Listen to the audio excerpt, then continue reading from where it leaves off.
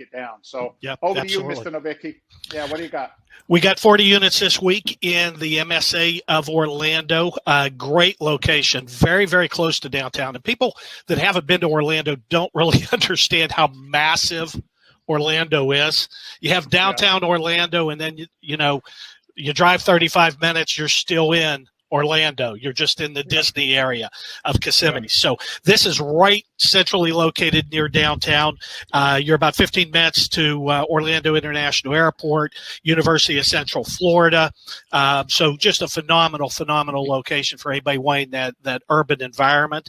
Now, the property was actually built in 2020. It's constructed of wood frame with a pitched shingle roof, very traditional construction down here.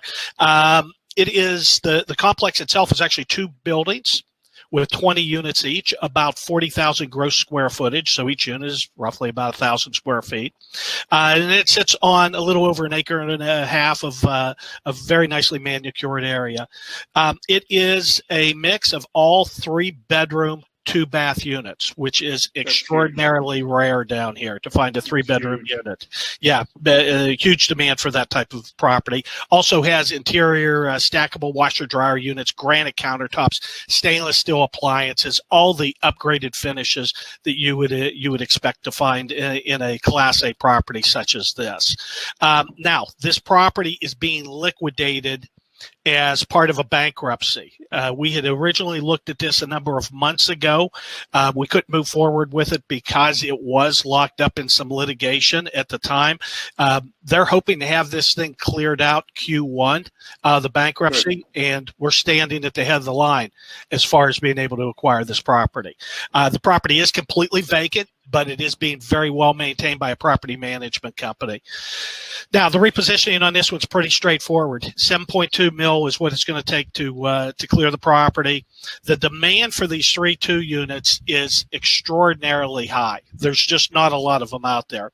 And the supply is, once again, extremely low. So we know that this is going to create a premium for us in that rental market. Now, the average current market rate for these properties is anywhere from $1,675 to $1,895 a month.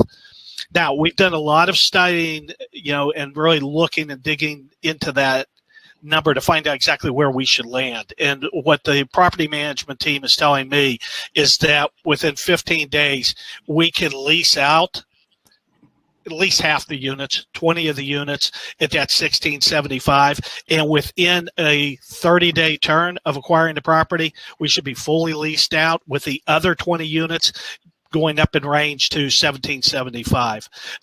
That's going to provide gross income in excess of $828 the first year. So this is going to be a cash flowing property going in. And that's always a concern when we're acquiring. Our methodology is normally to acquire an asset that is already performing.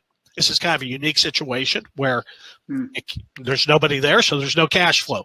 But we're going to be able to create cash flow going in within that first 30-day window, which is obviously important to us and important to our investors. Targeted returns, Dave, on this, cash-on-cash return, year 1, 11.48. And that is taking in consideration that initial 30 days without any income. And that's going to increase. By year 5, we should be roughly about 16.5. We're calling it 16.64. Internal rate of return on this one, 21.08. Equity multiple, it's phenomenal on this property at 2.81. Yeah. Wow, what a great deal. Yeah, it's phenomenal. Yes. Question for you. I haven't walked it. I know you have. Would we class this as a B plus, A minus from the pictures that you sent? It's an A property, correct? It's a Class A property.